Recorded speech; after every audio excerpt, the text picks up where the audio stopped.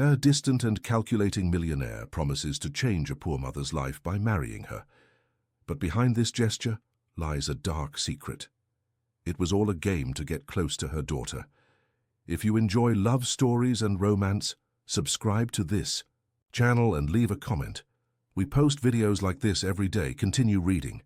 The March sun beat down hard on the rooftops of Queens, eastern New York City, when Emily adjusted the cracked mirror in her small room for the third time that morning. At 20, she possessed a beauty that stood out against the stark landscape of the housing project where she had lived since childhood. Dark brown hair that naturally waved at her shoulders, almond-shaped eyes of a green that resembled the foliage of the only park in the neighborhood, and an upright posture that revealed a self-esteem forged in the daily struggle against adversity. Come have breakfast before it gets cold." Catherine's voice echoed through the narrow hallway of the two-room apartment. At 42, Emily's mother carried on her face the marks of someone who knew well the weight of life. A seamstress, Monday through Friday, cleaning houses on weekends, she was the pillar that supported not only the walls of that home, but also the dreams that still pulsed among its residents. Emily crossed the small living room, where her grandmother Helen, 74, remained in the rocking chair that had belonged to her late husband. Alzheimer's had stolen many of her memories, but not the sweetness of the smile she always offered whenever her granddaughter passed by. "Good morning, Grandma," whispered Emily, kissing the wrinkled forehead. Helen murmured something incomprehensible, but her trembling fingers found her granddaughter's, squeezing them with surprising strength. In the tiny kitchen, Catherine stirred sugar into her coffee with a spoon that had lost its shine long ago. "Dreaming about fashion shows again?" she asked without raising her eyes, knowing well the sighs that came from her daughter's room during the early hours. It was an affectionate joke, but one that also carried a hint of concern. Emily's dreams of the fashion world seemed increasingly distant from the reality that surrounded them. "They weren't just dreams, Mum," replied Emily, sitting on the only chair that didn't wobble. "I saw online that they're having tryouts for new models in Midtown. It's a small agency," but her words were interrupted by Catherine's tired look.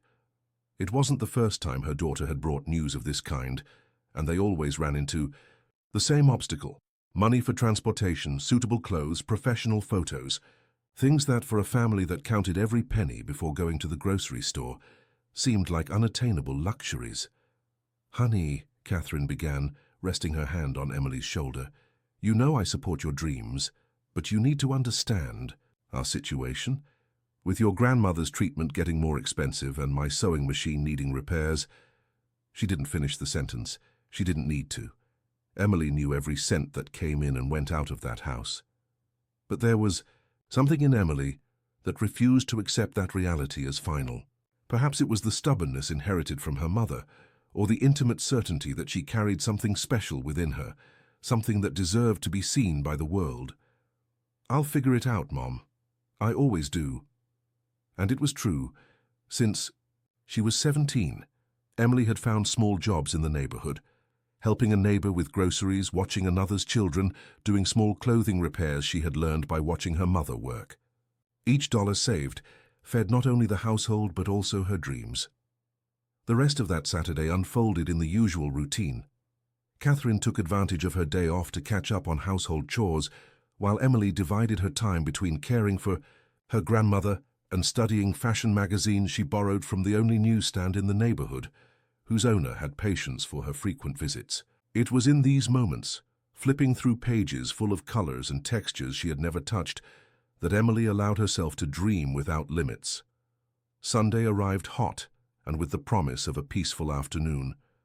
Catherine had prepared one, 5 of her famous Sunday lunches: rice, beans, a small portion of chicken, and a tomato and onion salad.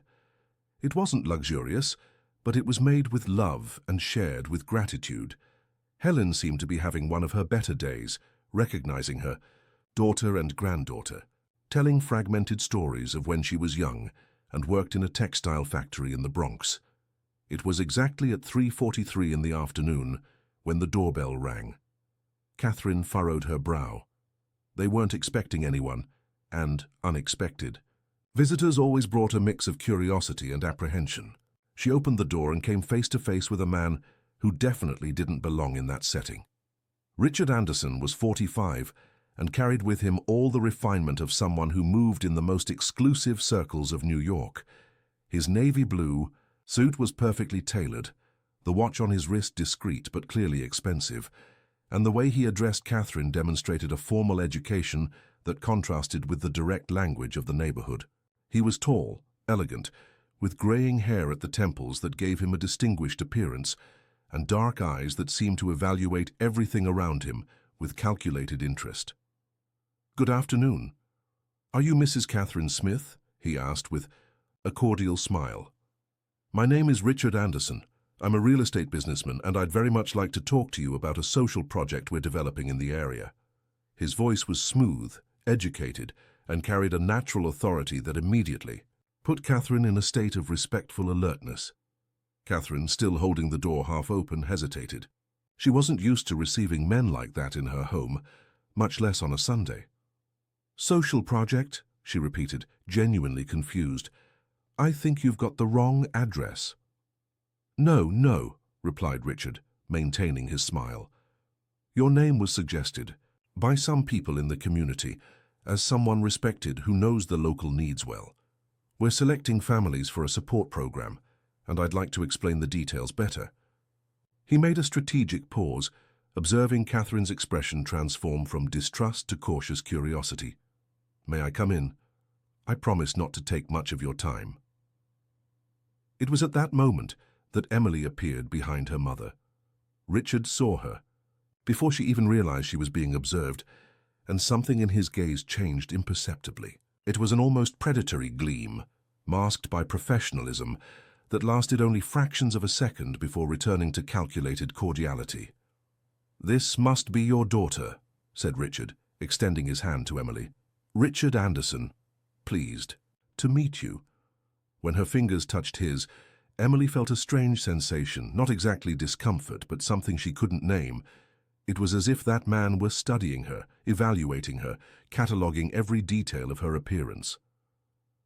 "Emily," she responded simply, withdrawing her hand more quickly than would be normal in a formal introduction. Catherine, after a moment of hesitation, invited Richard in. The small living room seemed to shrink even more with his presence. His eyes discreetly scanned the environment. The peeling walls, the simple furniture, the old television, the chair where Helen remained observing everything with a mixture of lucidity and confusion. But there was no judgment in his gaze, only a cold and calculated assessment. "As I was saying," Richard began, settling carefully on the sofa to avoid showing any discomfort, "I work with urban development and social investment. Recently, our company decided to create a support program for families in the area who stand out for their dignity and effort." His words were chosen with precision, each phrase constructed to sound both altruistic and convincing. Catherine and Emily exchanged a quick glance. Proposals like this seemed too good to be true, especially for those accustomed to winning each victory with much sweat and sacrifice. "The program," continued Richard, "includes medical support for the elderly, assistance for health treatments, and educational and professional opportunities for young talents." His eyes fixed on Emily as he mentioned the last part. "I heard your daughter has an interest in the fashion field. Coincidentally, I also invest in that sector." Emily's heart raced. It was impossible that this could be real. Things like this didn't happen to people like her, not in Queens, not on any ordinary Sunday. "You invest in fashion?" she asked, trying to keep her voice steady despite the expectation beginning to grow in her chest. "I have stakes in some agencies. I participate in industry events. I know influential people," replied Richard with calculated modesty. "And I can recognize potential when I see it." His eyes scanned Emily in an apparently professional manner, but there was something behind that look that made her feel simultaneously flattered and uncomfortable. During the next hour, Richard presented his program with the skill of someone accustomed to closing complex deals. He talked about partnerships with private hospitals that could better care for Helen, about scholarships to technical courses for Catherine to expand her professional opportunities, about connections in the fashion world that could open doors, For Emily, everything seemed meticulously planned to meet exactly that family's needs. "But why us?" asked Catherine, expressing the distrust that both she and Emily felt, but neither could fully articulate. "There are so many families here who need help." Richard smiled as if he had expected exactly that question. "Because you represent exactly what our program seeks, people who, despite difficulties, maintain their dignity and don't give up fighting for a better life. Your daughter, for example," he looked directly at Emily, "has something special. Anyone with experience in the fashion market would be able to see that." Emily felt her cheeks flush. No one had ever recognized in her what she had always believed she possessed. Hearing it from a clearly successful man connected to the world she wanted to conquer made her dreams seem, for the first time, possible. "You don't need to decide today," said Richard, rising with elegance. "I'll leave my card, and if you're interested, you can call me during the week." He handed over an elegant card with high-quality paper and embossed printing. "Oh, and I'd like to leave this here," he added, removing an envelope from the inside pocket of his suit jacket. A small initial support for Mrs. Helen's treatment. No strings attached. Catherine took the envelope with trembling hands, and upon opening it, her eyes widened. There was more money there than she could earn in 2 months of work. "Mr. Anderson, this is very generous, but—" "Please," he interrupted gently. "Consider it an investment in your mother's health. Nothing more fair." His voice carried a gentle authority that made any refusal difficult. After Richard left, leaving behind a light aroma of expensive cologne and many unanswered questions, mother and daughter remained silent for several minutes. Helen had fallen, asleep in her chair, and the sound of her peaceful breathing was the only thing that broke the heavy silence that had settled in the room. "This seems too good to be true," Catherine finally said, turning the card between her fingers. The quality of the paper and the sobriety of the design lent credibility to Richard's words. "But what if it is true, Mom?" replied Emily, allowing hope to color her voice. "What if this is our chance to change everything?" She stood up and walked to the window, observing the identical houses that extended as far as the eye could see. "I always knew something like this could happen. I always knew I was different." Catherine observed her daughter, recognizing in her the same determination that had guided her through all the difficult moments. It was impossible not to admit that Richard seemed genuine, that his proposal offered exactly what they needed. And there was the money in the envelope, real money, enough to cover Helen's medications for months. "Let's research him online," decided Catherine. "If he is who he says he is, there will be information available." Emily ran to the used computer they had managed to buy the previous year, one of the few concessions to modern times they could afford. The dial-up internet was slow, but functional. In a few minutes, they found several references to Richard Anderson, articles in business magazines, photos at social events, participation in seminars on urban development. Everything confirmed his version. "He really exists," murmured Emily, almost unable to believe it. "And he's really involved with fashion. Look here, he participated in the launch of a modeling agency last year."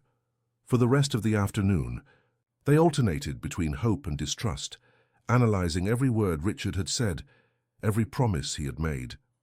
The money remained on the coffee table, tangible proof that this had not been just a dream. At night, while preparing dinner, Catherine observed Emily flipping through her fashion magazines with a different intensity. It was no longer just the gaze of someone who dreams, but of someone who begins to glimpse concrete possibilities. "Honey," she said softly, "if we decide to accept his help, we need to be careful. People like us aren't used to people like him." "I know, Mom," replied Emily, but her eyes shone with a determination that Catherine hadn't seen for a long time. "But I also know that this might be our only chance, and I won't let it pass by." That night, Emily took longer than usual to fall asleep. Her heart beat faster whenever she thought about the possibility of finally entering the fashion world. There was something in the way Richard had looked at her, a kind of professional recognition that made her feel seen, valued. For the first time in her 20 years, someone outside her family had seen in her the potential she had always known she possessed. On Monday, Catherine called Richard. Her voice trembled slightly when he answered, but she managed to express the family's interest in learning more about the program. Richard seemed genuinely pleased and scheduled a meeting for Wednesday at a cafe in Midtown Manhattan. A neutral environment, he had explained, so you can feel more comfortable asking all the questions you want. During the following days, an almost feverish expectation took hold of the house. Emily spent hours choosing the outfit she would wear to the meeting, finally opting for a simple but elegant dress that she herself had adjusted based on models she saw in magazines. Catherine, meanwhile, researched extensively about corporate social programs, trying to understand how it worked. Helen seemed to sense that something was changing. In moments of greater lucidity, she asked about the man who had visited, and Emily patiently explained about the possibilities that were opening up. Her grandmother smiled and murmured something about better times coming, as if some special intuition made her understand that a transformation was on the way. On Wednesday morning, mother and daughter took the subway toward Midtown. It was a journey they rarely made, only on special occasions or medical emergencies, observing the urban landscape gradually change, from the simple constructions of the outer boroughs to the increasingly tall and sophisticated buildings of Manhattan. Emily felt as if she were crossing not just geographical distances, but also social barriers that had always seemed insurmountable. The cafe chosen by Richard was in an upscale area close to Fifth Avenue. When they arrived, he was already there, elegantly dressed and leafing through a newspaper. He stood immediately upon seeing them, greeting them with the same cordiality as the previous Sunday. For 2 hours, Richard detailed his program. There were documents, timelines, even photos of other families who had been benefited. Everything seemed absolutely legitimate and well-structured. For Helen, he offered specialized medical monitoring at no cost. For Catherine, training courses that could expand her professional opportunities. And for Emily, the possibility of being introduced to influential people in the fashion world. "I need to be honest," said Richard, looking directly at Emily. "You have real potential, appropriate height, striking features, natural presence, but the fashion market is extremely competitive. It would be necessary to invest in preparation, runway classes, professional photography, personal development." "And that would cost?" asked Catherine, always practical. "Nothing for you," replied Richard. "Everything would be covered by the program.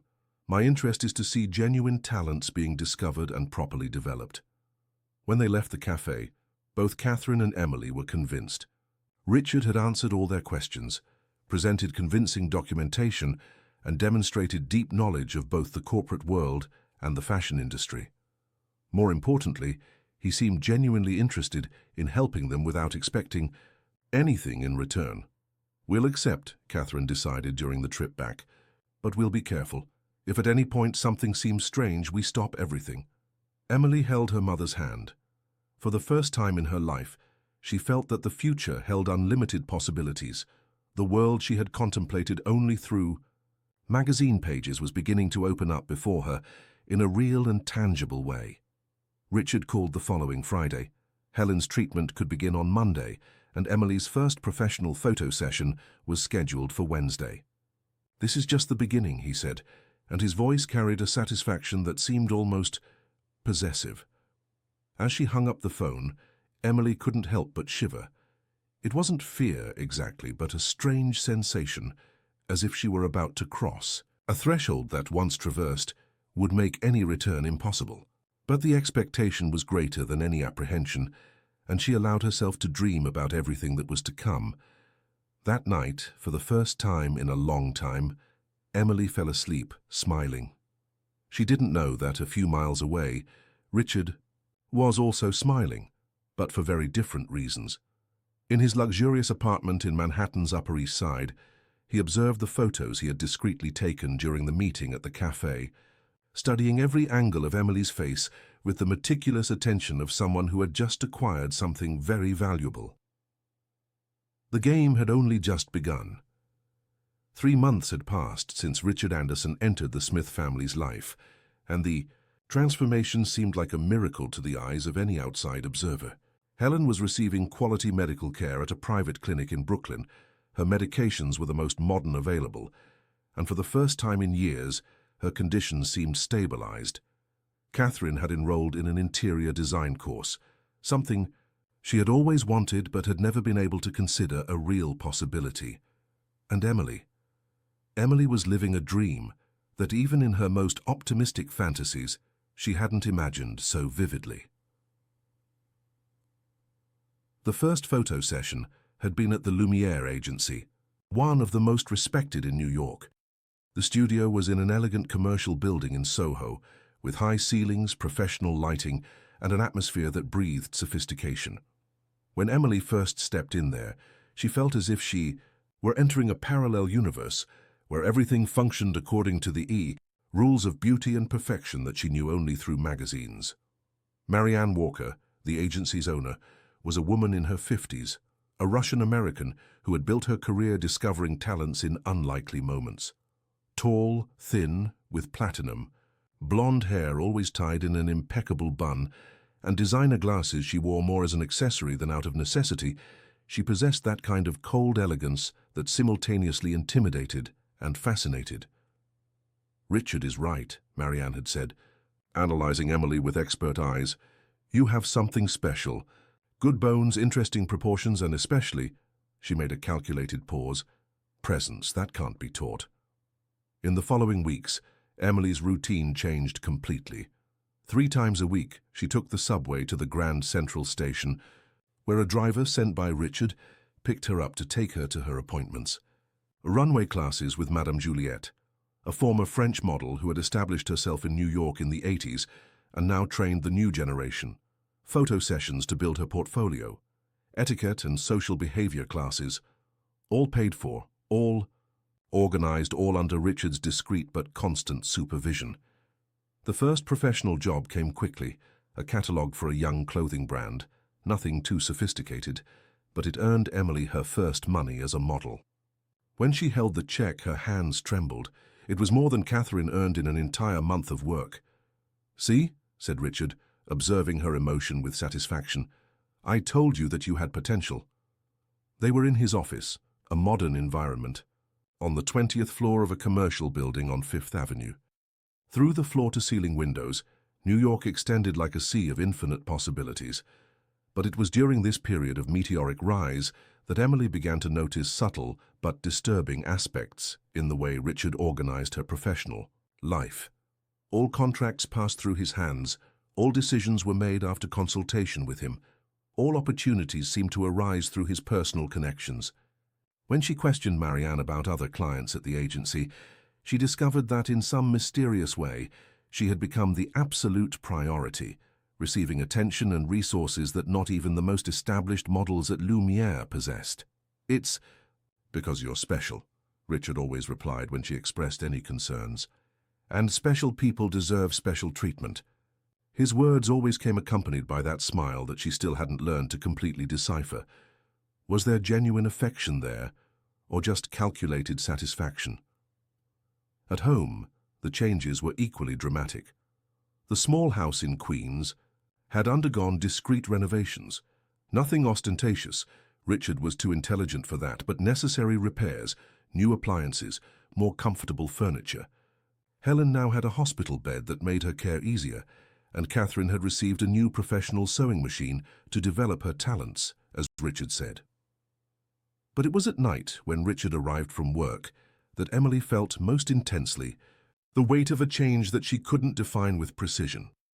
He had become a constant presence in the house, arriving for dinner, staying late, sleeping in the room he now shared with Catherine. His presence filled all spaces, his voice dominated all conversations, his opinions shaped all family decisions. "Emily needs to take better care of her diet," he would say during dinner, observing her plate with critical attention. "The fashion world is merciless with a few extra pounds." Or then, "Emily, are you sure that lipstick color is the best choice? Perhaps something softer would match your skin tone better." They were apparently affectionate suggestions, but they always came accompanied by an authority that made any disagreement difficult. Catherine, enchanted with the transformation of her life and genuinely in love with Richard, didn't notice, or didn't want to notice, what her daughter was beginning to feel. She saw only a successful man who had taken an interest in her family, offering opportunities they could never have conquered alone. When Emily tried to express some discomfort, Catherine reacted with a mixture of surprise and irritation. "Honey, you're being ungrateful," she said one Saturday afternoon, after Emily had commented about feeling suffocated with so many rules and suggestions. "Richard is doing more for us than anyone else ever has. He takes care of your grandmother, invests in your career, gives me all the emotional support I needed. And you complain?" It was impossible to argue against such evident facts. Richard really had transformed their lives in an almost magical way. But there was something Emily couldn't explain, a constant feeling of being observed, evaluated, molded according to expectations she hadn't chosen. It was in this context of confused gratitude and monitored freedom that Leo Anderson entered her life. The first time Emily saw him was during a fashion event at a design exhibition, one of the main decoration and design fairs in the country. Richard had secured VIP invitations, and she was there as part of her professional education. Leo was at the stand of a fine fabric brand, examining samples with the concentration of someone who understood the subject deeply. He was different from the men Emily had met in the fashion world. He didn't have the cold elegance of executives or the exaggerated affectation of some famous designers. At 28, Leo possessed a naturally masculine beauty, dark brown hair slightly disheveled, intense green eyes, and a way of dressing that combined sophistication with unpretentiousness. He wore a slightly wrinkled white linen shirt, dark jeans and worn leather shoes that betrayed quality, but also much use. "Do you understand fabrics?" he asked, when he noticed Emily observing the samples he was examining. His voice had a warm tone without the calculated formality that she had grown accustomed to hearing in recent months. "I'm learning," she replied, surprising herself with her own honesty. "I'm still new to the field." Leo smiled, and there was something genuine in that smile that made Emily's heart beat slightly faster. "Then you'll like this," he said, picking up a sample of natural silk. "Feel the texture. It's from a family producer in upstate New York. Each thread has a story." When Emily touched the fabric, her hands briefly brushed against Leo's, and she felt an electricity that she had never experienced before. It was different from the respectful admiration she felt for Richard or the familial affection she nurtured for the few men she had known throughout her life. It was something more primitive, more urgent, more disturbing. "Leo Anderson," he introduced himself, extending his hand naturally. "Emily Smith," she replied, and when their fingers touched again, both remained connected for a few seconds longer than would be socially necessary. "Anderson?" she asked, slightly furrowing her brow. "Like Richard Anderson?" Leo's smile became slightly less spontaneous. "He's my uncle," he answered, "but we work in very different areas." It was then that Richard appeared, as if some instinct had alerted him about that conversation. "Leo!" he exclaimed with apparent enthusiasm. "What a coincidence finding you here." His hand landed on Emily's shoulder in a gesture that might appear protective to casual observers, but which she felt as possessive. "Hi, Uncle," replied Leo, and Emily noticed a slight coldness in his voice. "I was getting to know your protégé." "Emily is much more than that," said Richard, and there was something in his tone that made both uncle and nephew quickly glance at each other. "She's one of the most promising models in the city." During the following minutes, Emily observed the interaction between the two men with growing fascination. They were polite to each other, but there were underlying tensions that she couldn't understand. Richard talked about Emily's successes with almost paternal pride, while Leo listened with a neutral expression, asking questions that seemed more directed at testing his uncle's responses than at getting to know her projects better. "Well, I need to go," Leo finally said. "I have a meeting with suppliers in 20 minutes. He turned to Emily. "It was a pleasure meeting you. I hope we meet again." When he walked away, Richard remained observing his figure until it disappeared in the crowd. "My nephew is a talented young man," he commented, apparently unconcerned. He's building his own clothing brand. Very promising. He paused. But he's still learning about the business world. Sometimes it's important to maintain distance from certain influences. Emily wasn't sure if she had been warned or threatened, but the message seemed clear. Leo was forbidden territory. In the following days, she found herself thinking about the young designer with a frequency that surprised her. There was something about him that strongly contrasted with the controlled world in which she was living. When Leo spoke, his words seemed to come from personal convictions, not strategic calculations. When he smiled, his expression reached his eyes. When he touched her hand, she felt that he was really present in that moment, not planning 3 moves ahead, as Richard always seemed to do. The second time they met was 2 weeks later, at a cafe, near the Lumiere agency. Emily had finished an especially tiring photo session and decided to have a coffee before going home. Leo was there, alone, working on a laptop while drinking an espresso. "May I sit?" she asked, surprising herself with her own courage. "Of course," he replied, immediately closing the laptop. "How are you?" It was a simple question, but the way he asked it, looking directly into her eyes as if he really wanted to know the answer, made Emily feel seen in a way that she had forgotten was possible. "Tired," she answered honestly. "Sometimes it feels like my life doesn't belong to me anymore." Leo frowned. "What do you mean?" Emily hesitated. For months she hadn't talked about her real feelings with anyone. Catherine was too radiant with the changes to listen to any questioning, and she didn't have close friends in the new world in which she was living. "It's hard to explain," she finally said. "Everything is happening so fast, and everyone always knows better than I do what's good for me." "Including my uncle?" Leo asked softly. The question caught Emily off guard. "Richard has been very generous with my family." "That doesn't answer my question." They looked at each other in silence for a few seconds, and Emily felt as if Leo could see through the layers of gratitude and confusion that she had built around her real feelings. "Sometimes," she admitted in a low voice, "I feel like I'm living the life someone planned for me, not the one I chose." Leo nodded as if he understood exactly what she meant. "My uncle is a very intelligent man and very persuasive, but intelligence and persuasion don't always go hand in hand with good intentions." "You don't like him," observed Emily. "I love him," Leo immediately replied. "He's my family, but—" He paused, seeming to choose his words carefully. "He has a very specific way of viewing relationships. For him, people are projects to be developed, not individuals with their own will." Those words echoed in Emily's mind for days. Projects to be developed. It was exactly what she had begun to feel but hadn't been able to articulate. After that meeting, they began to see each other more frequently. Always in an apparently casual manner, he would appear at the cafe where she usually went after work, or they would meet at fashion industry events where both had legitimate reasons to be. Leo never asked to see her, never suggested formal meetings, but somehow was always available when she needed someone to talk to.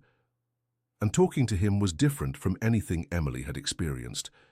Leo didn't offer unsolicited advice, didn't try to shape her opinions, didn't demonstrate a need to control her choices.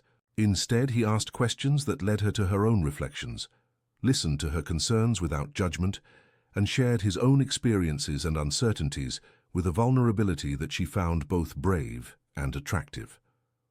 "When I was younger," he told her one Sunday afternoon in Central Park, "my uncle tried to convince me to follow his path in the real estate market. He said I had potential, that he would teach me everything, that it would be easier than trying to build something from scratch." They were sitting in a grassy area, observing families having picnics around them. "It took me years to realize that he wasn't offering an opportunity. He was offering a golden cage." "And what did you do?" "I chose the harder path," replied Leo with a melancholic smile. "I studied fashion design, worked for other designers, learned the business from the ground up. My uncle didn't like it at all. He said I was wasting my potential, that I was being rebellious without reason." He looked directly at Emily. "But I prefer to build something that's really mine, even if it's smaller and more difficult. than to live a big life that belongs to someone else. Emily felt as if he were speaking directly about her situation, but in a way that didn't make her feel judged or pressured. It was just a different perspective, offered without agenda, leaving to her the decision to draw or not draw parallels with her own life. It was at that moment, sitting on the grass in Central Park, with the sun filtered through the leaves of the trees creating patterns of light on Leo's face, that Emily understood she was falling in love. It wasn't just physical attraction, although there was that too. It was something deeper, the recognition of a soul that seemed to instinctively understand her internal struggles. When Leo realized she was observing him with intensity, something changed in his expression too. "Emily," he said softly, and her name on his lips sounded different from any way it had ever been pronounced. "Yes?" "May I kiss you?" The question was asked with such simplicity and honesty that Emily felt her heart racing. No one had ever asked her permission for something like this. In her world controlled by Richard, even her romantic preferences seemed to be subject to external approval. "Yes," she whispered, and when Leo's lips met hers, Emily experienced a sensation of freedom that she hadn't felt in months. It was her first real kiss, her first moment of genuine choice, her first decision made only by her and for her. When they separated, both knew that they had crossed a line that would make it impossible to pretend they were just casual acquaintances.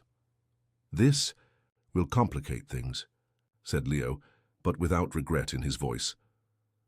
"I know," replied Emily, "but I don't care."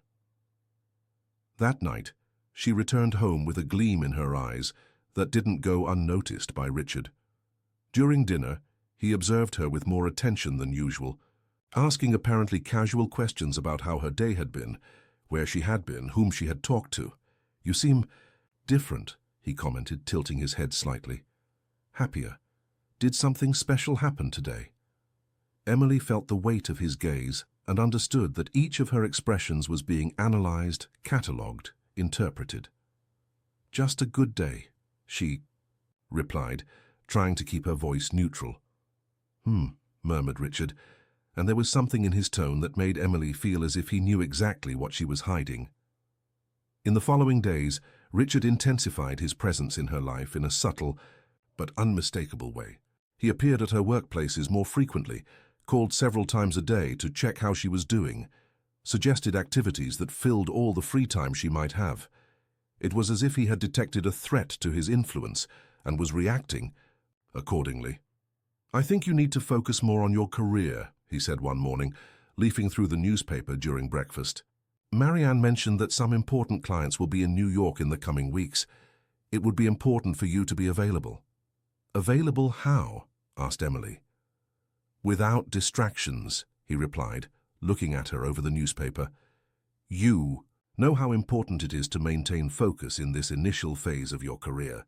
The message was clear, but Emily discovered that something inside her had changed since she had kissed Leo.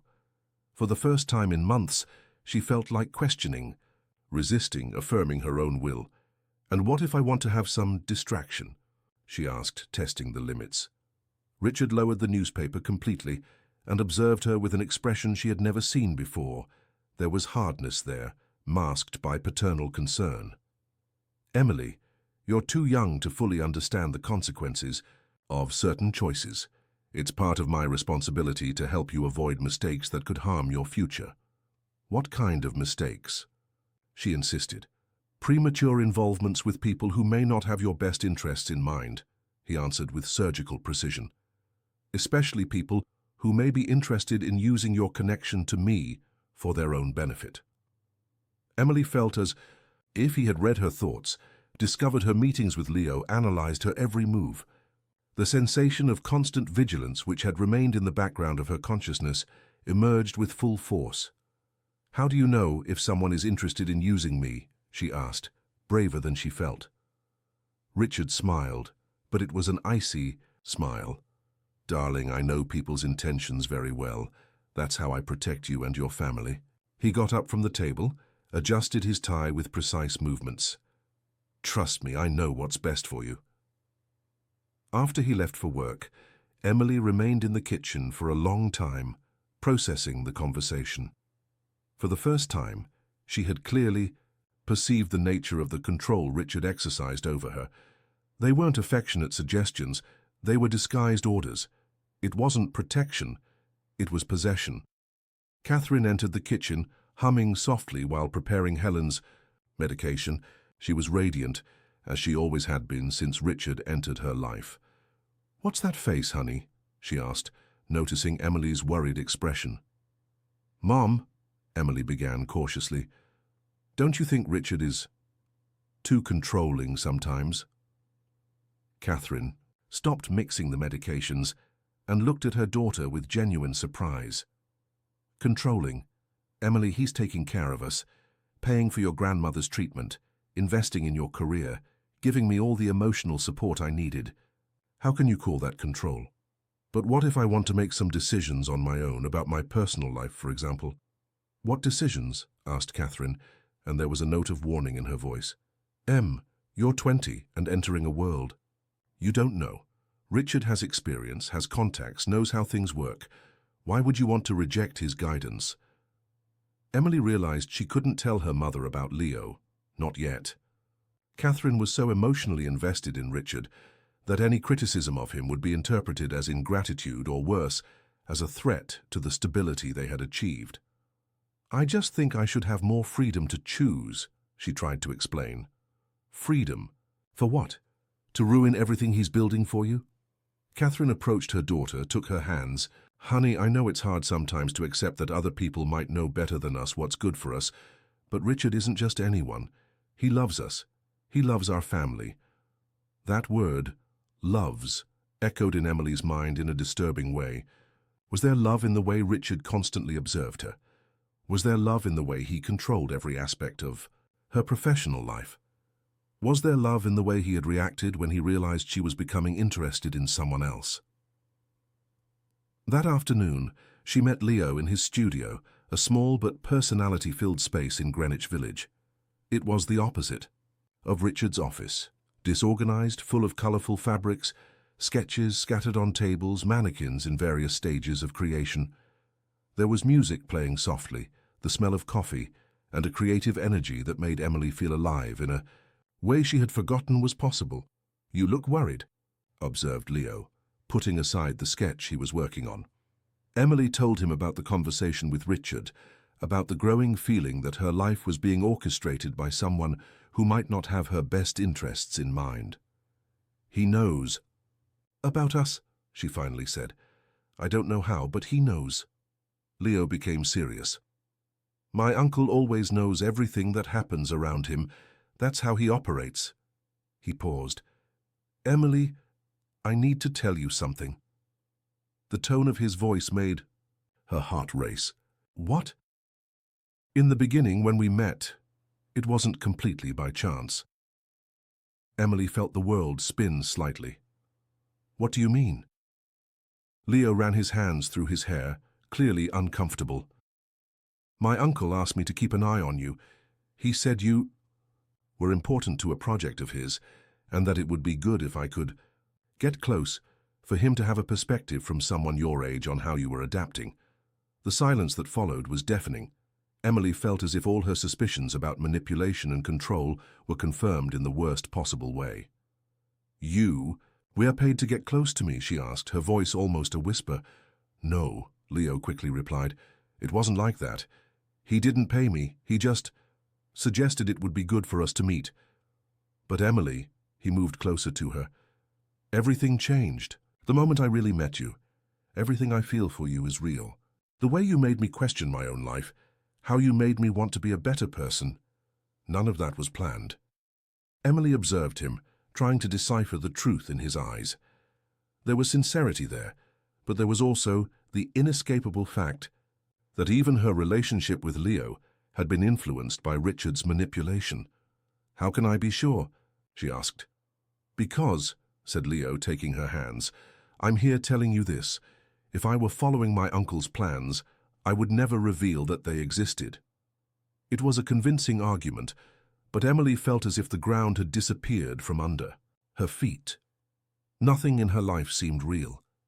Her career, her apparently stable family, and now even the first true love she thought she had found.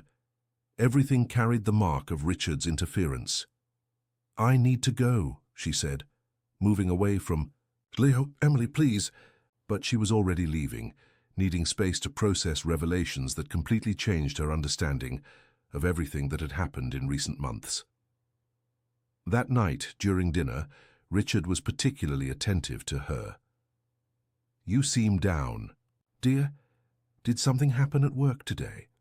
Emily observed him as he methodically cut his steak, and for the first time, she managed to see beyond the facade of affectionate concern.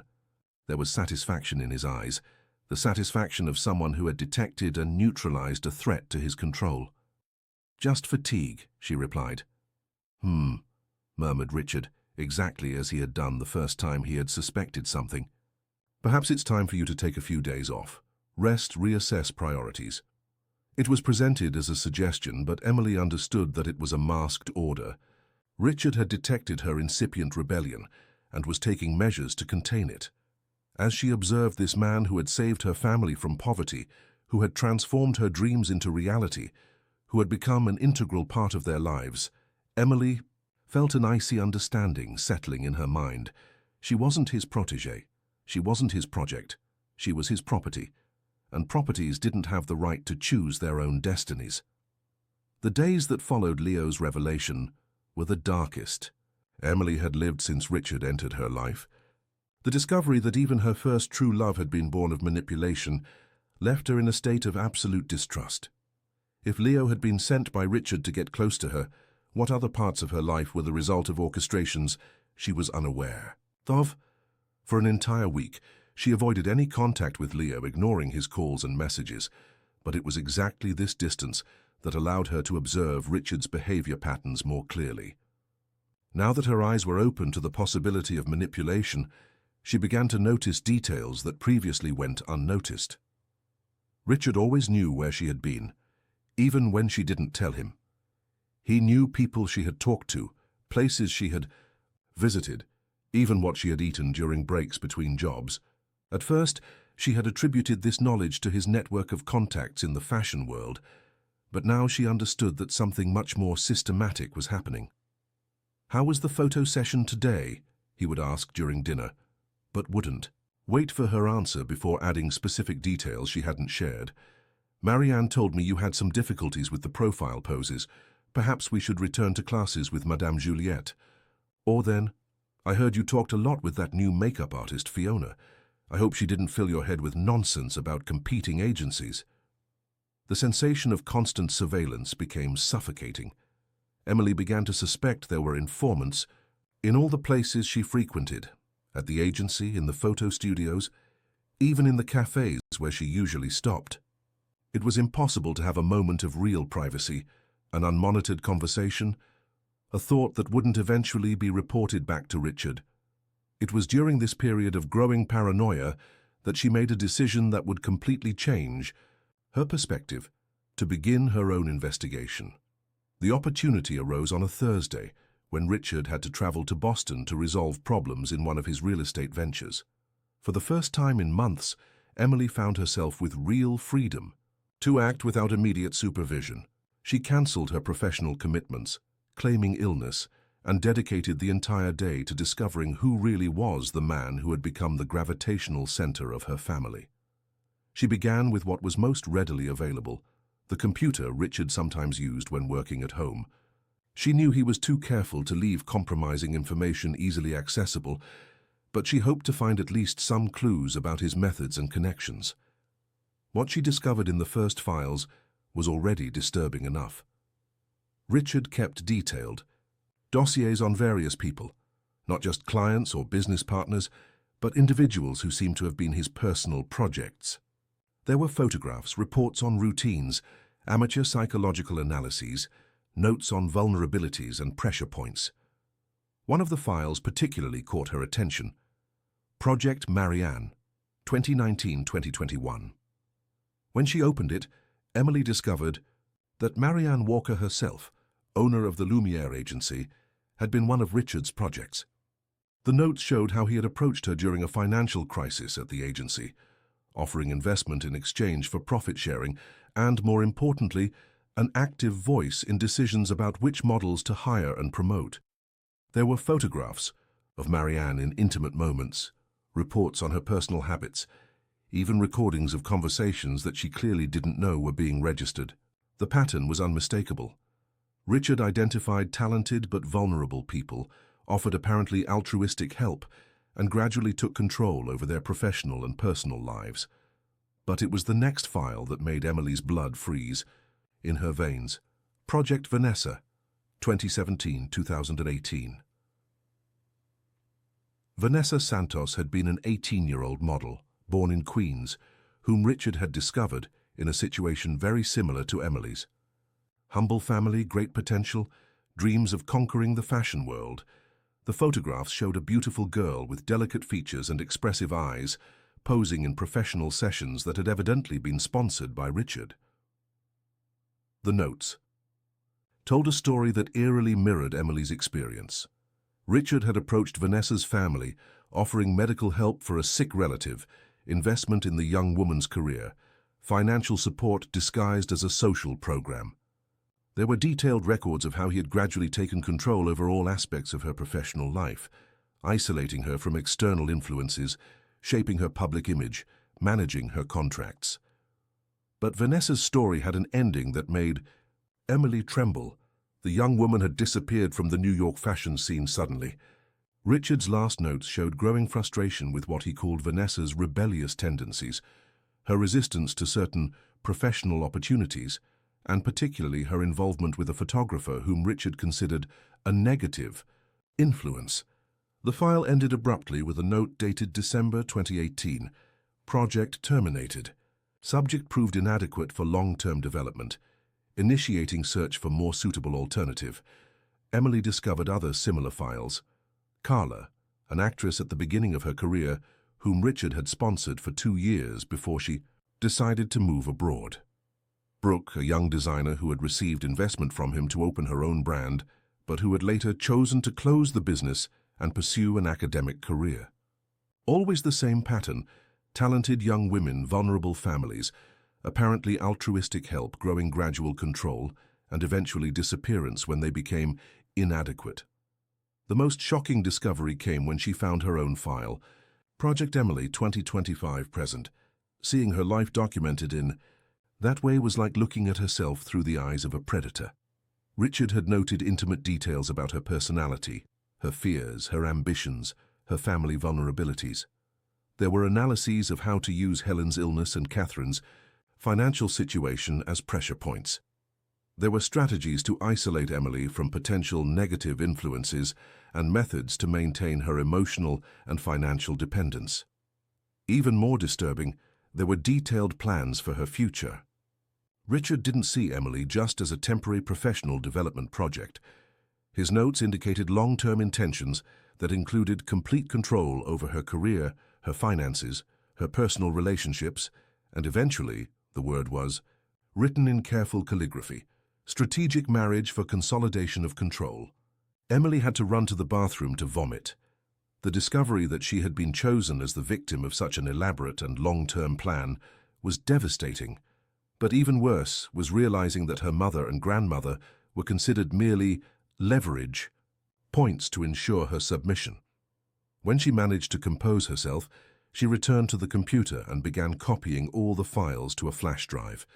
She didn't yet know exactly what she would do with that information, but she intuited that they were crucial evidence of crimes that went far beyond emotional manipulation. It was at that moment that her cell phone rang. It was Leo. "Emily, we need to talk," he said without preamble when she answered. "I'm busy," she replied, still processing the discoveries. "It's about my uncle. I found things you need to know." Something in the urgent tone of his voice made her hesitate. "What kind of things?" "I can't talk on the phone. Can I come over?" "He's not home," Emily said impulsively. "I know, that's why I'm calling now." 20 minutes later, Leo was in the small living room of the house in Queens, looking around with an expression that mixed familiarity and uneasiness. It was the first time he had visited the place where Richard had established his domestic base of operations. "You discovered about his other projects," said Leo, not as a question, but as a statement. Emily stared at him, surprised. How do... You know, because I discovered too. And because I know that expression, it's the same one I had when I realized what my uncle really was. Leo told her that he had begun his own investigation after their conversation in the studio, motivated by the guilt of having participated, even involuntarily, in Emily's manipulation. He had searched through old files of Richard's, talked with people who had worked with him in the past, reconstituted a pattern that extended for more than a decade. He did this with at least a dozen young women, said Leo, his voice laden with disgust and sadness. Always the same method.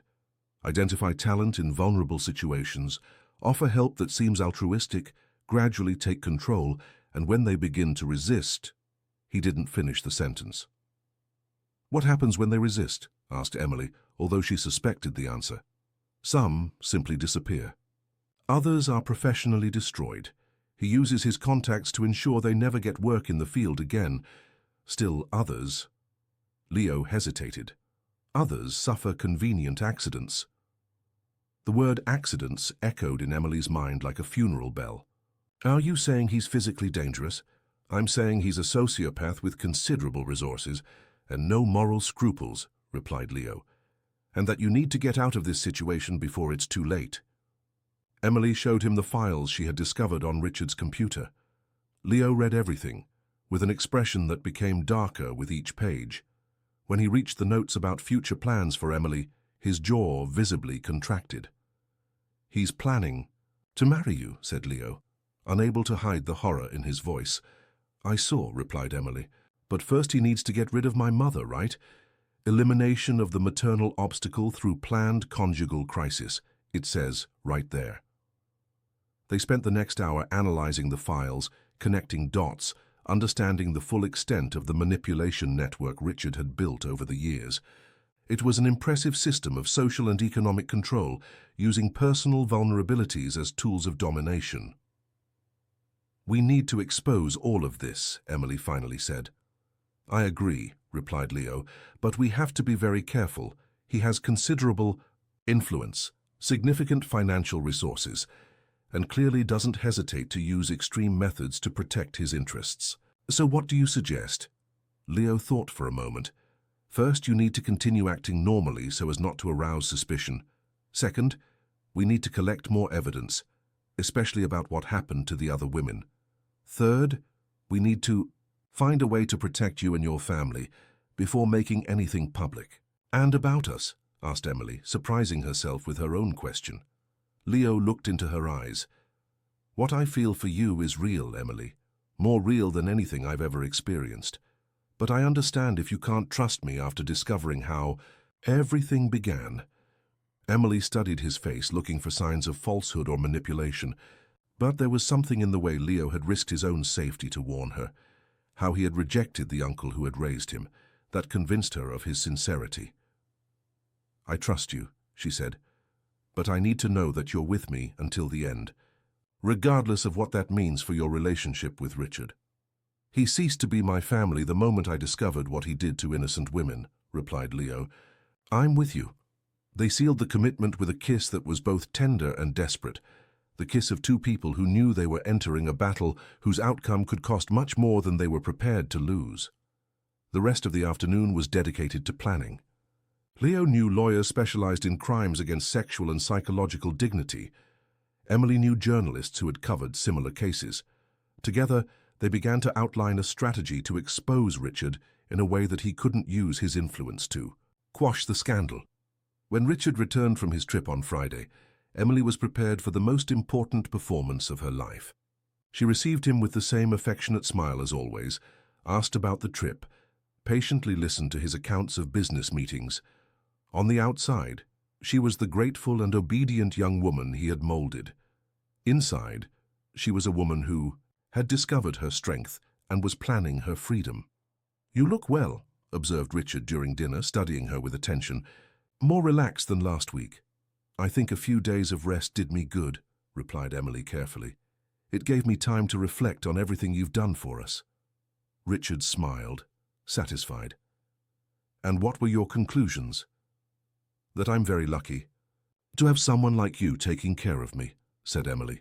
hating every word that came out of her mouth but knowing they were necessary. During the following weeks, Emily and Leo worked discreetly to build their case against Richard. Leo used his contacts in the fashion world to locate some of the women who had been Richard's previous projects. Most refused to talk, clearly terrified by the possibility of retaliation. But 2 agreed to share their experiences, as long as their identities were protected. The accounts were disturbingly similar to what Emily was experiencing. Gradual control disguised as care, isolation from external influences, emotional blackmail using vulnerable family members, and progressive escalation of possessiveness to dangerous levels of obsession. One of the women, who agreed to be identified only as M, told about how Richard had reacted when she tried to break free from his control. "He doesn't accept no as an answer," she said, her hands trembling as she spoke. "First he cut all my professional contracts. Then he began a defamation campaign that destroyed my reputation. When that didn't work, he escalated the methods." "What do you mean by escalated?" asked Leo. "My younger sister suffered a car accident. Nothing serious, but frightening enough for me to understand the message. After that, I stopped resisting and did everything he wanted until I managed to leave New York without him noticing." The other woman, L, had an even darker story. Richard had managed to make her marry him through a combination of emotional blackmail and veiled threats against her family. The marriage had lasted 2 years, during which she had been kept in virtual domestic captivity, without access to her own money, without permission to work, without unsupervised contact with friends or family. "He treated me like a doll," she said, her voice almost inaudible. "A pretty thing to be displayed when convenient and put away when not needed. When I finally managed to escape, I had to change my identity and move to another state." These revelations confirmed Emily's worst fears about Richard's intentions. But they also strengthened her determination, not just to escape, but to ensure that he couldn't do this to anyone else. Meanwhile, at home, the situation was becoming increasingly tense. Richard had noticed subtle changes in Emily's behavior, a certain coldness in her smiles, slightly longer delays in responding to his questions, a new tendency to question suggestions that she previously accepted without discussion. "You've been different lately," he commented one night, observing her with an intensity that she had learned to fear. "Different how?" asked Emily, forcing casualness in her voice. "More independent, less receptive to guidance." "I thought independence was something positive for a professional model," she replied, carefully testing the limits. Richard smiled, but there was ice in his eyes. "Independence has its place, but unnecessary rebellion can be problematic." The subliminal threat was clear, but Emily discovered that she no longer felt intimidated in the way she used to feel. The knowledge about Richard's methods, paradoxically, had reduced his power over her. "It's difficult to be manipulated by someone whose techniques you completely understand." "I'm not rebellious," she said calmly. "I'm just growing up." Murmured Richard, and Emily recognized the sound he always made when he was evaluating if someone was becoming a problem that needed to be solved. That night, after everyone had gone to sleep, Emily heard Richard talking on the phone in a low voice in the garden. She managed to capture only fragments of the conversation, but the little she heard was enough to understand that he was discussing preventive measures and acceleration of the timeline. The next morning, Richard announced that he had secured a special opportunity for Emily, a big-budget advertising campaign that would be filmed at a ranch in upstate New York, far from the city, with an expected duration of 2 weeks. "It's a unique opportunity," he said, showing contracts that seemed completely legitimate. "The brand is betting heavily on this campaign, and you would be the main model." Emily read the documents with growing care.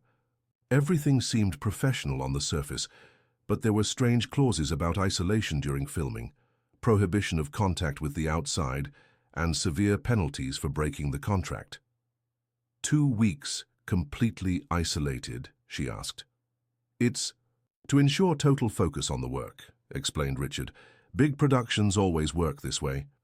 But Emily recognized the maneuver for what it really was. Richard had realized he was losing control over her and was planning to isolate her completely. until he could reassume total dominance. 2 weeks alone with him at an isolated ranch, without witnesses, without possibility of escape, she didn't need much imagination to understand what would happen there. "I need to think about this," she said.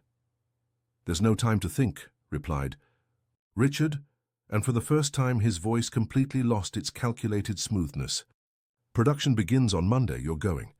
It was no longer a disguised suggestion, it was a direct order, delivered with authority that admitted no questioning. "And if I don't want to go?" asked Emily, finding courage she didn't know she possessed. The silence that followed was dense and threatening. Richard observed her with an expression she had never seen before. There was anger there, but also a predatory coldness that made her blood freeze. "Emily," he finally said, and his voice was dangerously low, "I think you don't completely understand your situation. You're not in a position to refuse opportunities that I create for you. Not when your grandmother depends on expensive medications that I provide. Not when your mother is emotionally dependent on the stability that I provide. Not when your career exists only because I built it." For the first time, Richard had openly revealed the nature of his control. They were no longer delicate insinuations. They were direct threats using Emily's family vulnerabilities as weapons. "You're blackmailing me," she said, keeping her voice firm despite the fear she felt growing. "I'm protecting you," replied Richard, "from impulsive decisions that could destroy everything we've built together." Catherine, who had heard part of the conversation from the kitchen, appeared at the living room door with a confused expression. "What's going on here?" Richard immediately returned to the facade of paternal concern. "Your daughter is resisting an exceptional professional opportunity. I'm trying to make her understand that sometimes we need to accept temporary sacrifices for long-term achievements." "Emily," said Catherine, looking severely at her daughter, "Richard is trying to help you. Why are you being so stubborn?" Emily looked at her mother, this woman who had sacrificed so much for her over the years, who was now blind to the dangers that surrounded them, and understood that she had reached a point of no return. Either she submitted completely to Richard's control, accepting becoming his property for life, or she had to fight for her freedom, even if it meant temporarily destroying the family she loved so much. "All right," she finally said, looking directly into Richard's eyes. "I'll go." Richard smiled, satisfied with his apparent victory. "Excellent. We leave Sunday afternoon." But as he walked away to make the preparations, Emily sent a quick message to Leo. "Plan B. He's forcing me to go to an isolated ranch on Sunday. We need to act before that." The response came in less than 2 minutes. "Understood. Everything ready for Monday. Hold tight." Emily looked around the small living room where she had grown up, where she had dreamed of a better future, where she had fallen in love for the first time. In 48 hours her life would change completely, one way or another. She didn't know if it would be freedom or destruction that awaited her, but she knew she couldn't continue living as Richard Anderson's property. The war had begun. Saturday dawned cloudy in New York, as if the sky itself sensed the storm that was about to break over the lives of all involved. Emily woke before 6 in the morning, her heart pounding with anxiety and the adrenaline of what was to come. In less than 48 hours, the entire structure of lies and manipulation that Richard had built over years would be demolished in a public and irreversible way. Leo had worked throughout the early hours to finalize the preparations. Through his contacts in the fashion industry, he had achieved something that seemed impossible: a space in the program of New York Fashion Week for a special presentation that would happen on Monday afternoon. Officially, it would be the launch of his new collection. In reality, it would be the stage for the most devastating exposure that the New York fashion scene had ever witnessed. "All the main journalists will be there," explained Leo during a secret meeting in his studio. "Magazine editors, digital influencers, agency executives, investors. If we're going to destroy his reputation, we need to do it at once, in such a complete way that he has no way to recover." Emily looked at the screens arranged around the studio, each containing meticulously organized evidence about Richard's crimes. Photographs of the files found on his computer, recorded testimonies from former victims, financial documents that proved the blackmail schemes, even recordings of telephone conversations that Leo had managed to discreetly register in recent days. "Are you sure this will work?" she asked, trying to control the anxiety that made her hands tremble. "I'm sure it's our only chance," replied Leo, taking her hands in his. "If you get in that car Sunday and go to the ranch with him, we may never have the opportunity to stop him." The gravity of the situation was clear to both. Richard wasn't just a manipulator. He was a systematic predator who had destroyed the lives of several women over the years and who clearly wouldn't hesitate to use physical violence when other methods failed. The isolated ranch represented a point of no return that could cost much more than Emily's freedom. During that Saturday, Emily had to maintain the most difficult performance of her life. Richard was particularly attentive, constantly checking her movements, her expressions, her reactions. It was as if some primitive instinct alerted him to the imminent danger. "You seem nervous," he observed during lunch, studying her with eyes that seemed to see through all her defenses. "It's natural," replied Emily, forcing a smile. "It's my first really big job, isn't it? 2 weeks of national campaign." "Yes," murmured Richard, but there was something in his tone that suggested distrust. "I hope you understand the importance of this moment for your career. Many doors will open after this, or close permanently, depending on how you behave." The veiled threat was clear, but Emily discovered that she no longer felt intimidated in the same way. Knowing exactly who Richard was, understanding his methods, had transformed her fear into something different, an icy determination to ensure that he could never do this to anyone again. "I understand perfectly," she said, looking directly into his eyes. "Some opportunities only appear once in a lifetime." Richard smiled, interpreting her words as submission. He couldn't imagine that she was talking about the opportunity to completely destroy him. Sunday arrived with an almost palpable tension in the air. Richard had packed his and Emily's bags, organizing everything with the military efficiency of someone accustomed to controlling every detail of an operation. The car that would take them to the ranch would arrive at 3 in the afternoon, and Emily knew she needed to act before that. At 2 o'clock in the afternoon, while Richard was in the office making the last calls, Emily gathered courage for the most difficult conversation of her life. "Mom," she said, finding Catherine in the patio kitchen preparing the snack they always ate together on Sundays. "I need to talk to you about something very serious." Catherine looked at her daughter, noticing something different in her tone. "What is it, Em?" Emily took a deep breath. She knew that what she was about to say would destroy her mother's world, but she also knew it was the only way to save them from a life of disguised slavery. "Richard isn't who you think he is," she began. "He didn't fall in love with you. He didn't take an interest in our family out of kindness. Everything was calculated from the first day." Catherine's face immediately closed. "Emily, I won't listen to you speak ill of Richard. After everything he's done for us—" "Mom, please listen to me," interrupted Emily, taking her mother's hands. "He's done this to other women before, many others. I found the files on his computer. He documents everything, our vulnerabilities, our fears, ways to control us." "This is ridiculous," said Catherine, but there was a note of uncertainty in her voice. Emily ran to the bedroom and returned with a folder containing printed copies of the most damning files she had found. She showed her mother the notes on pressure points, the amateur psychological analyses, the plans for elimination of the maternal obstacle.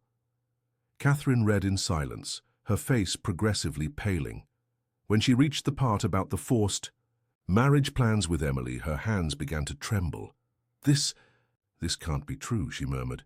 "It is true, Mum, and this afternoon he wants to take me to an isolated ranch where he can do whatever he wants with me without witnesses." It was at that moment that Richard appeared in the kitchen, stopping abruptly when he saw the documents spread on the table. For a few seconds, no one moved. Then, slowly, the mask of benevolence that he had worn for months began to slip from his face. "Emily," he said, and his voice was dangerously calm. "What are you doing?" "What I should have done months ago," she replied, standing to place herself between Richard and her mother. "Telling the truth." Richard looked at Catherine, who still held the papers, with an expression of absolute shock. "Catherine, dear, you can't believe these lies.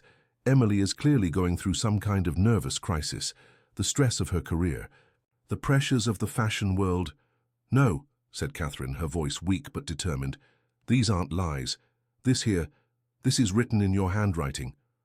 These are your notes about my daughter, about me." The silence that followed was dense and threatening. Richard observed the two women, rapidly calculating his options. When he spoke again, all pretense of affection had disappeared. "You two are stupider than I imagined," he said, his tone cold and cutting. "You think you can defy me, that you can simply decide to stop cooperating?" He laughed, but it was a sound without humor. "Emily, you're going to get in that car with me, or your grandmother will discover what happens when her medications are abruptly suspended."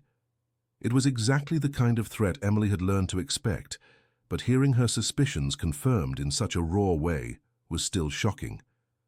"You can't do that," said Catherine, finding courage she didn't know she possessed.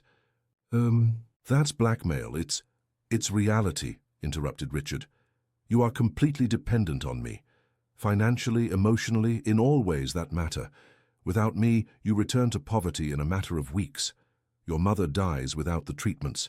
And you, Emily, discover how quickly a promising career can transform into a permanent blacklist." Emily looked at this man who had saved her family from poverty, fulfilled her professional dreams, offered stability they had never known, and finally saw his true face. There was no love there, just the cold pleasure of someone who exercised absolute power over human lives. "You know something, Richard," she said, surprising herself with the firmness of her own voice. "You're right about one thing. This really is our only opportunity." It was at that moment that the doorbell rang. Richard frowned. He wasn't expecting anyone, and unexpected visitors were always something that put him on alert. Who could that be? Emily smiled for the first time since the beginning of that terrible conversation, our salvation. The door opened before anyone could answer it. Leo entered, followed by two people Emily recognized. The lawyer specialized in psychological crimes they had contacted, and a private investigator who had gathered additional evidence about Richard's activities. "Hello, Uncle," said Leo, his voice carrying a coldness that Emily had never heard before. Richard instinctively backed away, his eyes rapidly calculating the implications of those people's presence. "Leo, what an unexpected surprise." "I imagine it is," replied Leo. "Dr. Paula Mendez, attorney, and Mr. Carlos Silva, private investigator. They have some questions for you." The attorney, a woman in her 40s with a serious and professional expression, stepped forward. "Mr. Anderson, we're here to inform you that a formal complaint has been registered against you at the Special Victims Unit. The accusations include psychological coercion, blackmail, threats, and association with disappearance of persons." Richard's face visibly paled. "This is ridiculous. I don't know what you're talking about." "We have extensive documentation," said the investigator, opening a voluminous folder. "Records found on your personal computer, testimonies from multiple victims. Financial evidence of your blackmail schemes. We also have recordings of conversations where you make explicit threats against Mrs. Smith's family." It was at that moment that Catherine fully understood the extent of the manipulation she had suffered. "You never loved me," she said, her voice broken by the pain of the revelation. "I was just a means to get to Emily." Richard looked at her with contempt that he no longer bothered to hide. "You were a convenient tool. Vulnerable, needy, easy to impress. A perfect entry point for what really interested me." Those words were like a physical slap to Catherine, who began to cry silently. Emily approached her mother, protectively embracing her. "But you made a mistake," continued Richard, regaining part of his composure. "You think you can destroy me publicly without consequences. I have resources, contacts, influence that you can't even imagine. I can make each of you regret being born." "Actually," said Leo, "the one who made a mistake was you." He gestured, and two more people entered the house, a justice officer and a police detective. "Richard Anderson," said the detective, "you're..." Under preventive arrest for coercion, threats, blackmail, and formation of a scheme for crimes against sexual dignity. You have the right to remain silent and to have an attorney present during questioning. For the first time since Emily had known him, Richard seemed genuinely surprised and uncontrolled. This is a misunderstanding. You don't have authority. We have a warrant, interrupted the justice officer, showing the documents. Issued based on the evidence presented by Dr. Mendez. As Richard was handcuffed, he looked directly at Emily with an expression of pure hatred. This doesn't end here, he said, his voice laden with dark promises. You have no idea what you've just unleashed. I know exactly what I did, replied Emily, looking him in the eyes without fear for the first time. I freed myself. After Richard was taken away, the house remained silent for several minutes. Catherine remained seated at the kitchen table, still processing the complete destruction of everything she had believed in recent months. Helen, in her rocking chair, seemed to sense that something important had happened, but her condition didn't allow her to understand exactly what. What happens now? Catherine finally asked, her voice small and lost. The attorney responded with professional gentleness. The preventive detention can last until the trial is concluded. With the evidence we have, it's likely he'll be sentenced to several years in prison. As for the financial aspects, unfortunately, it's likely that you'll lose the support he offered. Emily immediately understood the implications. Without the expensive medications paid for by Richard, Helen's condition could rapidly deteriorate. Without the financial support, they would return to the poverty situation that had motivated Richard to approach them initially. I'll take care of everything, Leo immediately said, as if reading her thoughts.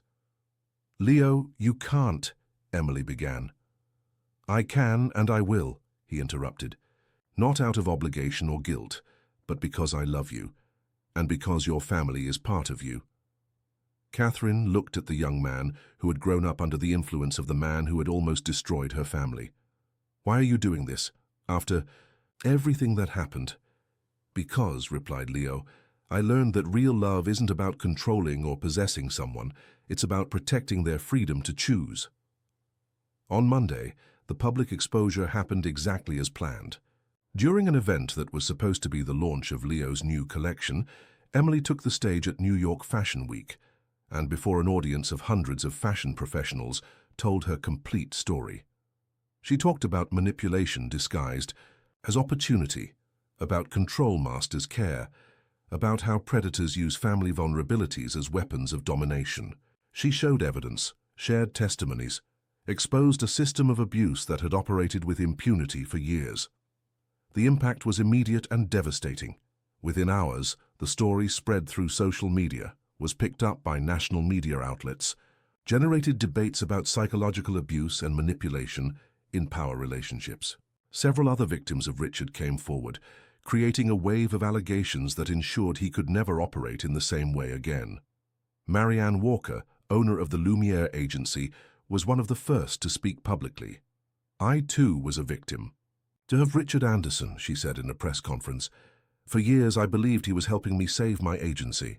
In reality, he was progressively taking control of my business and my personal life. I apologize to all the models who were harmed by my blindness. The industry's reaction was swift and decisive. All businesses associated with Richard were frozen. His companies were investigated. His bank accounts were blocked. In a matter of days, an empire built over decades was completely dismantled. But for Emily, the real victory wasn't in Richard's public destruction. It was in the recovery of her own voice. I always knew I had something special, she said, closing her presentation at the fashion event. But it took me too long to realize that this something special wasn't being pretty enough for other people to decide my value. It was being strong enough to decide my own destiny. The applause that followed lasted more than 5 minutes. In the weeks that followed, Emily's life changed in ways she had never imagined. Professional offers arrived daily, not just to model but to be a spokesperson for campaigns against psychological abuse, to write a book about her experience, to work with organizations that helped other victims of manipulation.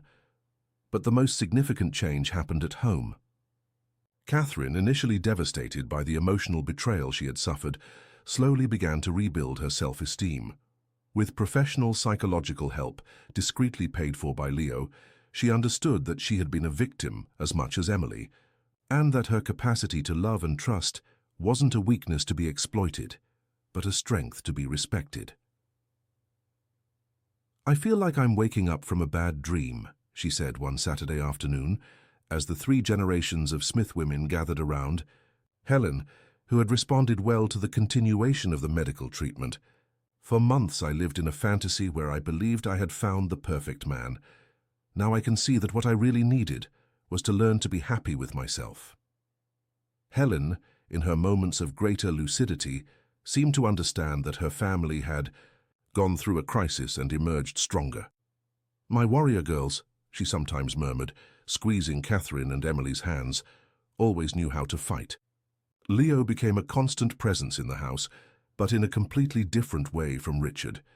He didn't direct conversations, didn't offer unsolicited advice, didn't try to control decisions. Instead, he offered support when asked, company when desired, and space when necessary. "This is how it should be," said Emily one night, as they walked through Midtown Manhattan after dinner at the restaurant where they had had one of their first meetings. "I choose you, and you choose me. Every day, not out of dependence or need, but out of desire." "And I choose you," replied Leo, stopping in the middle of the sidewalk to kiss her under the light of the old street lamps. "Every day, for the rest of my life." 6 months after the day Richard was arrested, Emily inaugurated her own modeling agency. It wasn't a big or especially profitable company, but it operated under principles that she had learned through pain: complete transparency in contracts, psychological support for all models, zero-tolerance policy for any form of exploitation or blackmail. Freedom Models was the name she had chosen. Because, she explained at the inauguration ceremony, true beauty only exists when you are free to choose how to express it. The ceremony took place in a small space in Brooklyn, decorated with colorful fabrics provided by Leo's studio and flowers from the garden that Catherine had begun to cultivate in the backyard of the renovated house. A house that was now truly theirs, bought with money that Emily had earned working independently. Among the guests were Marianne Walker, who had become an ally and mentor, several of Richard's former victims, who had formed a mutual support network, journalists who had covered the case, and other people who worked to protect vulnerable young people from the traps of predators like Richard. But amid all that celebration, Emily only had eyes for 3 people: Catherine, who radiated a new confidence; Helen, who was having one of her good days and smiled with pride; and Leo, who observed her with an expression of love so pure that it made her heart race even after all those months together. "You did it," he said, approaching her when the party was coming to an end. "We did it," she corrected. "None of this would have been possible if you hadn't risked everything to help me." "I didn't risk everything," replied Leo, smiling. "I gained everything." That night, after all the guests had left and the family was gathered in the small living room that had been the scene of so much suffering and transformation, Emily allowed herself to reflect on the journey she had traveled. A year ago, she was a 20-year-old young woman with dreams too big for her reality, vulnerable to anyone who promised to make them possible. Now she was a woman who had learned that the most valuable dreams are those we build with our own hands, protecting our freedom to choose. Richard, sentenced to 12 years in prison for multiple charges of coercion, blackmail, and formation of a criminal scheme, had sent several letters to her through lawyers. All contained some variation of the same message: offers of reconciliation, promises that he had changed, attempts to convince her that she had misinterpreted his intentions. Emily never responded to any of them, not out of anger or resentment, but because she had learned the difference between forgiveness and naivety. Forgiving didn't mean giving someone new opportunities to cause harm. It meant releasing oneself from the emotional weight of hatred. On a Sunday afternoon, almost a year after Richard's arrest, Emily and Leo were in Central Park, the same place where they had kissed for the first time. But this time Leo was visibly nervous, constantly fidgeting with the pocket of his coat. "There's something I need to ask you," he finally said, kneeling on the grass where so many families were, having picnics around them. "Leo," said Emily, her heart racing, "what are you doing?" "Something I should have done a long time ago," he replied, removing a small box from his pocket. "Emily Smith, will you marry me, not because you need me, or because I need you, but because we choose to build a life together?" The question was asked in the most beautiful way possible, as an invitation, not as an expectation, as an opportunity, not as an obligation. "Yes," she said, tears of happiness running down her face. "Yes, because I choose you, every day." The ring was simple but elegant, with a small emerald, "the color of your eyes," explained Leo, surrounded by small diamonds that caught the sunlight filtered through the leaves of the trees. When they returned home to share the news, they found Catherine and Helen waiting in the living room, with expressions that suggested they already knew exactly what had happened. "It was about time," said Catherine, embracing the couple. "I was beginning to worry that you two were too shy to take the next step." Helen, in her daughter's arms, murmured something about beautiful weddings and happy granddaughters that made everyone laugh and cry at the same time. The wedding took place 6 months later, in a small but moving ceremony at the neighborhood church where Emily had grown up. She wore a dress specially created by Leo, simple, elegant, and completely different from the extravagant models that Richard used to suggest she wear. It was a dress that celebrated her natural beauty without trying to transform her into something she wasn't. Catherine was her maid of honor, radiant in a blue dress she had sewn herself. Helen, in her wheelchair decorated with flowers, was the special bridesmaid. The best man was Leo's cousin, as they had decided that the family they had chosen was more important than blood family. During the ceremony, when the time came for the vows, Emily spoke not just to Leo, but to the entire congregation. "I promise to love you in freedom, not in dependence, to support you in your dreams, not in your limitations, to choose you every day, not out of necessity, but out of desire. And I promise never to forget that true love is that which makes us more ourselves, not less." Leo responded with vows that spoke about companionship, mutual respect, and the commitment to protect each other's individuality within the union they were creating. When the priest declared them husband and wife, the applause echoed not just through the church, but throughout the entire street, where neighbors and friends crowded to celebrate the union of two people who represented hope and renewal. The reception took place in the same community hall where Emily had participated in various festivities during her childhood. There wasn't excessive luxury or ostentation, but there was something much more valuable: genuine joy, authentic love, and the presence of people who really mattered. During the party, while Leo danced with Helen, who had insisted on at least one song even in her wheelchair, Catherine approached her daughter. "I'm sorry," she said, her words laden with emotion. "For what, Mum?" "For not having protected you better, for having let that man almost destroy our family, for having been blinded by the illusion of stability." Emily embraced her mother tightly. "Mum, you did what you thought was best at the time, and you know." "What?" "Maybe everything happened exactly as it needed to happen. I learned to be strong, you learned to trust yourself, and we both learned that our family is worth more than anything anyone can offer from the outside." That night, when Emily and Leo were alone in their new home, a small but cozy apartment in Brooklyn, close to his studio and her agency, they sat on the balcony to observe the illuminated city extending to the horizon. "Do you regret anything?" asked Leo. Emily thought for a moment. "I regret having taken so long to trust in my own strength. I regret having let fear almost prevent me from fighting for my freedom. But I don't regret having gone through all of this, because it was this that brought me to you and to who I am today." "And who are you today?" "I'm a woman who learned that true beauty is in the courage to be authentic, that true success is in the freedom to make conscious choices, and that true love is in the daily decision to choose someone who makes us feel more free, not less." Leo kissed his wife, under the stars of New York. And I am a man who had the luck to be chosen by the bravest woman I've ever known. 2 years later, Emily and Leo had their first daughter. They named her Helen Hope, Helen in honor of the great-grandmother who had passed away peacefully in her sleep a few months before, and Hope because she represented everything they had built together, the possibility of a better future. Freedom.